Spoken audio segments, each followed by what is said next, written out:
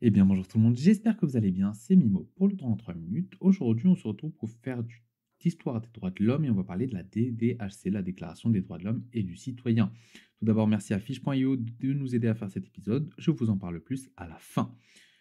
Alors, déjà, pour la DDHC, qui est la Déclaration des droits de l'homme et du citoyen, on va d'abord parler de l'adoption. C'est-à-dire que le 6 juillet 1789, l'Assemblée nationale constituante est chargée de rédiger la Constitution et la Déclaration. Le 9 juillet, Jean-Joseph Mounier présente un projet de constitution pour un système de monarchie constitutionnelle basé sur un contrat spécial entre les gouvernés et les gouvernants.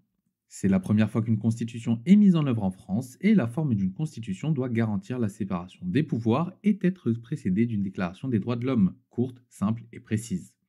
La déclaration doit être suivie d'une constitution qui met en œuvre ses principes, puis de la loi et de l'activité du Parlement. Le 11 juillet, le marquis de Lafayette propose un projet qui ne laisse pas de traces. Le 29, les cahiers de doléances, qui sont les interrogations de la population, sont dépouillés et synthétisés, confirmant ainsi la revendication des droits des citoyens.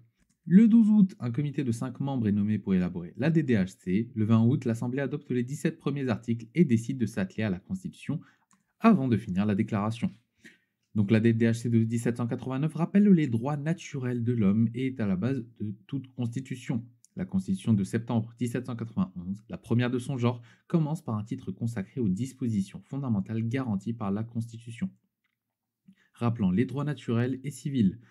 Alors, point important, vu que à ce moment-là, la déclaration est encore en cours de discussion, on va dire que l'article 16 de la DDHC stipule que toute société dans laquelle la garantie des droits n'est pas assurée, ni la séparation des pouvoirs déterminée, n'a point de constitution. La DDHC est donc incontournable pour rédiger une constitution. Concernant le contenu de cette déclaration, eh bien, elle énonce les droits naturels de l'homme, qualifiés d'inaliénables et de sacrés. Elle comporte des principes généraux et des dispositions particulières. Elle vise en fait à rendre les citoyens conscients de leurs droits et de leurs devoirs, et bien entendu à légitimer les actes du pouvoir. Les principes fondamentaux sont l'égalité et la liberté des hommes. La déclaration vise aussi à abolir les privilèges et l'esclavage. Comme vous le savez, la déclaration énonce que tous les hommes sont égaux en tant que droits et que la liberté et l'égalité sont des droits naturels imprescriptibles.